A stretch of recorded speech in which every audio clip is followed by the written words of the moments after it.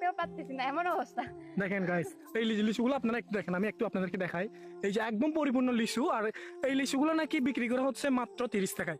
আমি যখন কালকে 100 লিচু নিয়ে গেছিলাম, নানু বলতেছিল হ্যাঁ 30 টাকা করে দেওয়ার জন্য। পরে আমি লিচুগুলো খেয়ে যখন মিষ্টি পাইছি, খুশি হয়ে আমি এই লিচুগুলা 50 টাকা করে ওনাকে দিছি।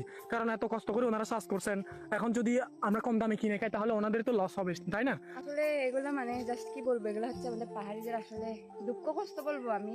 যেখানে দেখেন আমার বাবার বাড়ির ওখানে হচ্ছে 100 লিচু 90 থেকে 100 টাকা বিক্রি করা হয়, আর এখানে হচ্ছে মানে 100 লিচু 30 টাকা 40 টাকা বিক্রি করা হচ্ছে। এগুলা কেন জানেন? এখানে হচ্ছে মানে বাজারে নিয়ে গিয়ে বিক্রি করার মানে কোনো তেমন একটা ইয়া নাই। এগুলো হচ্ছে নিয়ে যাইতে যাইতেই পুরা নষ্ট হয়ে যাবে লিচুগুলা। তো আমরা হচ্ছে কি হয়, কাপ্তাই বাজারে গেছিলাম, একটা ভিডিওতে আপনারা দেখছিলেন কতটা কষ্ট করতে হয়।